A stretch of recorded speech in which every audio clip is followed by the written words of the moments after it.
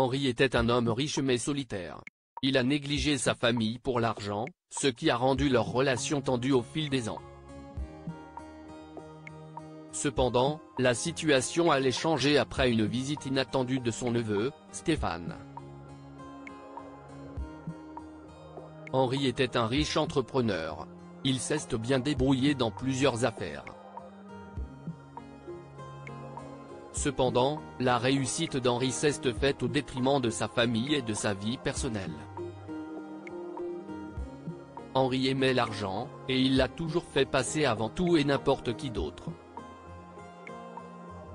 Il avait créé son entreprise à un très jeune âge, et il était maintenant un homme âgé. Pendant longtemps, l'entreprise a été son principal centre d'intérêt. Sa seule petite amie l'avait quitté à cause de son amour du travail et de l'argent il y a de nombreuses années, et il n'a plus jamais eu de relation sérieuse. Il a essayé de sortir avec des gens ici et là, mais son travail a toujours eu la priorité dans sa vie, ce qui a rendu la recherche d'une partenaire presque impossible. Le frère d'Henri est mort il y a quelques années, ce qui a été un coup dur pour celui-ci, car ils étaient très proches. Henri et son frère partageaient un lien unique, et c'était l'une des rares personnes avec lesquelles Henri pouvait se sentir vulnérable. La nouvelle de son décès lui a donc profondément fait mal. Le frère d'Henri avait toujours voulu qu'Henri connaisse ses neveux et établisse une relation avec eux. Cependant, comme d'habitude, Henri était trop occupé à gagner de l'argent pour s'en préoccuper. Il préférait ignorer ses neveux et les tenir à distance. Pour ne rien arranger, les neveux d'Henri n'étaient pas aussi à l'aise financièrement que lui, ce qui le poussait à les ignorer encore plus.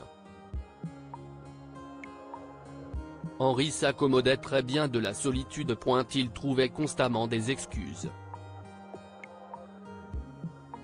Cependant, cette fois-ci, lorsque son assistant lui a remis une lettre contenant une invitation pour Noël, il a décidé de ne pas répondre à l'invitation.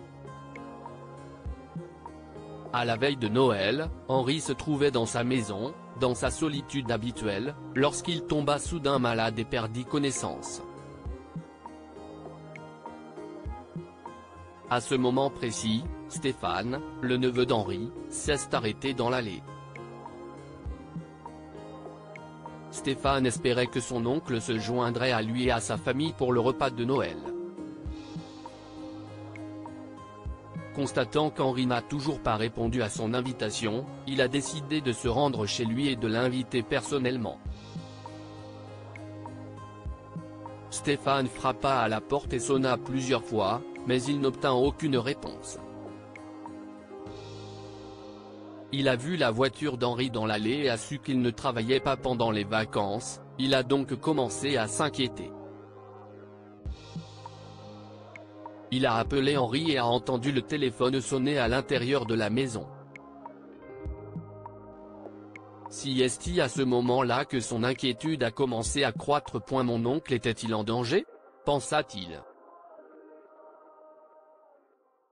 Finalement, il a regardé par la fenêtre et a vu Henri inconscient sur le sol. Il s'est immédiatement précipité à l'intérieur. Par chance, la porte n'était pas verrouillée. Il a appelé l'ambulance tout en courant pour vérifier le pouls d'Henri. Oui, il respire encore. Mais il est inconscient et ne réagit pas. S'il vous plaît, venez ici dès que possible, a crié Stéphane dans le téléphone tout en soulevant Henri du sol. L'ambulance est arrivée peu après et Stéphane est resté aux côtés d'Henri pendant tout le trajet jusqu'à l'hôpital. Lorsqu'Henri a finalement repris conscience, le médecin lui a expliqué qu'il avait eu un accident vasculaire cérébral. Vous devriez vraiment vous estimer heureux, Henri. Si Stéphane n'était pas arrivé à ce moment-là, vous et moi ne serions pas en train d'avoir cette conversation, explique le médecin à Henri. Henri était bouleversé de se réveiller avec Stéphane, ses autres neveux et toute famille autour de lui, avec des fleurs et des cadeaux. En regardant autour de lui, il s'est souvenu qu'il l'avait négligé pendant longtemps, mais qu'aujourd'hui, alors qu'il en avait besoin, ils s'étaient tous rassemblés pour le soutenir. Merci beaucoup, Stéphane. Et merci à tous pour votre soutien. Et ne parle même pas. Nous sommes une famille. Promets-nous simplement que tu te joindras à nous pour le repas de Noël demain, dit Stéphane en réconfortant chaleureusement son oncle par une étreinte. Henri était complètement abasourdi par l'amour qu'il recevait de sa famille. Il avait passé tellement de temps et d'efforts à les fuir depuis si longtemps qu'il ne s'était pas rendu compte qu'il fuyait la chose même dont il avait besoin. L'amour qu'il ressentait à ce moment-là était quelque chose qui ne s'achetait ni ne se vendait. Si est à ce moment-là qu'il s'est rendu compte de ce qu'il avait manqué pendant la plus longue période de sa vie. Ce Noël-là, Henri a enfin dîné avec sa famille. Il a appris à quel point il ressemblait à ses neveux. Il s'est senti coupable de ne pas leur avoir donné une chance dès le départ. Après cela, Henri a revu son attitude envers la famille. Il s'est excusé auprès de tout le monde.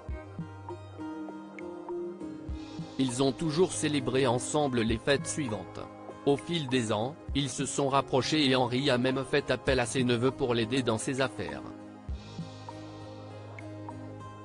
Henri n'a plus jamais été seul. Que pouvons-nous apprendre de cette histoire? Le vrai bonheur ne s'achète pas. Henri avait tout l'argent qu'il pouvait désirer, mais il était toujours seul et malheureux. Il a finalement trouvé la joie en retrouvant ses proches. N'abandonnez jamais ceux que vous aimez. Stéphane et les autres neveux d'Henri avaient été constamment rejetés par leur oncle. Alors qu'Henri déclinait toujours leur invitation, la persévérance de Stéphane a fini par payer, et leur famille a été réunie. Partagez cette histoire avec vos amis.